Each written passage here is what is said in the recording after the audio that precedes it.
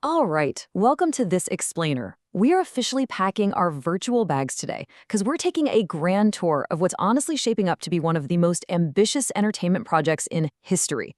We're unpacking all the confirmed details and, yeah, a few of those highly believable fan theories surrounding Rockstar Games' next massive open world, the state of Leonida.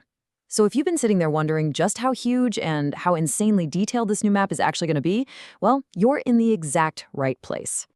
Okay, let's dive right into this. Is this Rockstar's biggest map ever? I mean, everything we've seen so far points to a resounding yes. Think of me as your virtual travel guide today.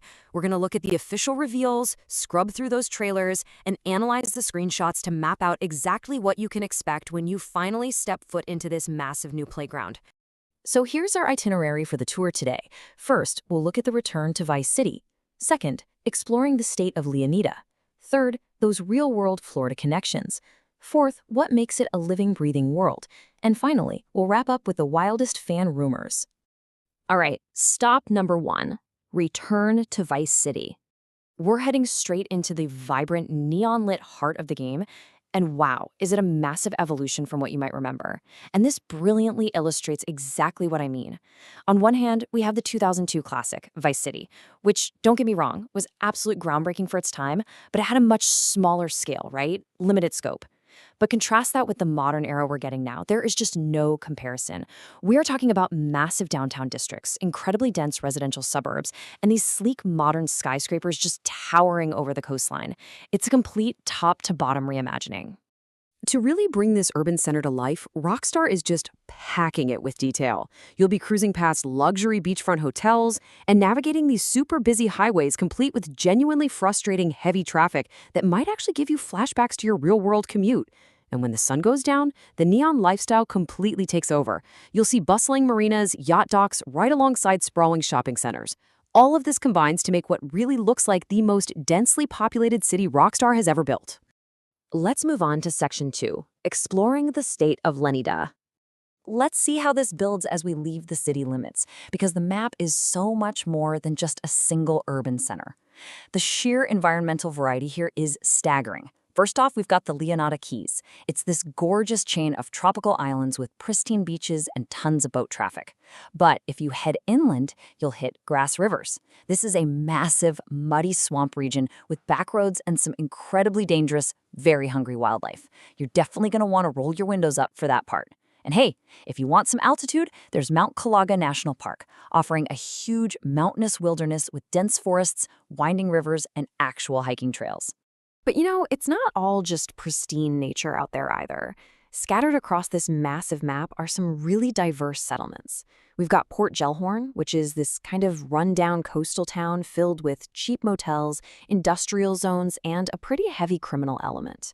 Then you have Ambrosia, a much more industrial community that's surrounded by large factories and just miles of sprawling farmland. The contrast between these gritty working-class towns and the ultra-luxury of Vice City, that's going to make exploring feel incredibly dynamic. Moving right along to Section 3, real-world Florida connections. So where exactly is Rockstar getting the inspiration for all this?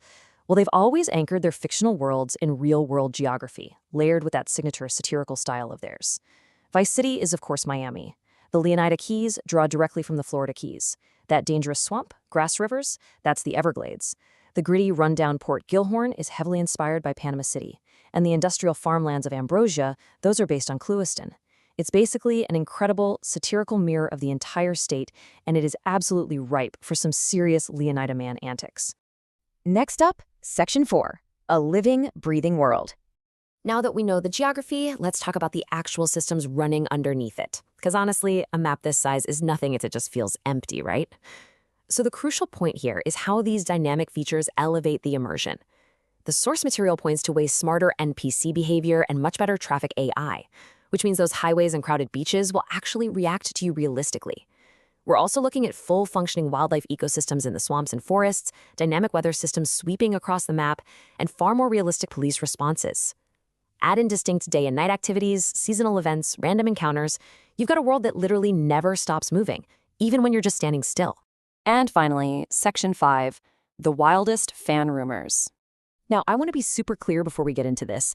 These next few points are based on intense trailer analysis and deep dive community research, not official Rockstar announcements. But man, are they fascinating.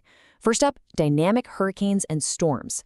Given that Leonida is based on Florida, fans are heavily speculating that the dynamic weather won't just be a little rain, but massive, map-altering tropical storms and hurricanes that physically impact your gameplay and driving conditions.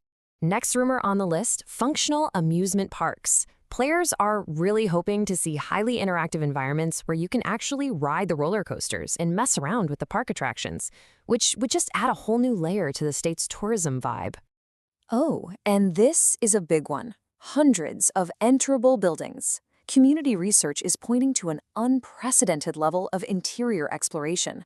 We're talking about expanded, fully realized shopping malls, secret hidden bunkers tucked away in the swamps, and large, complex prison facilities that you can just seamlessly walk right into without ever seeing a single loading screen. And finally, rounding out the rumor mill, working airports and interactive gas stations. Fans firmly believe we'll see highly interactive transportation hubs, alongside in-depth activities like hunting and fishing, and spontaneous roadside events that just trigger while you're filling up your tank. It's all about making absolutely every square inch of the map fully interactive. Now, what's really interesting about this is how the source material basically summarizes everything we've just learned in one perfect thought. Take a listen to this. Instead of focusing on one major city, players will travel across beaches, islands, forests, swamps, mountains, rural towns, and dense urban areas within a single connected map. The sheer unprecedented scale and the environmental variety here completely dwarfs Grand Theft Auto 5. Rockstar isn't just building a city anymore. They have built an entire living, breathing state. So, I'm going to leave you with this final provocative thought as we wrap up today's explainer. Where are you going to explore first in Leonida? Are you going to hit the neon streets of Vice City, brave the muddy back roads of Grassrivers,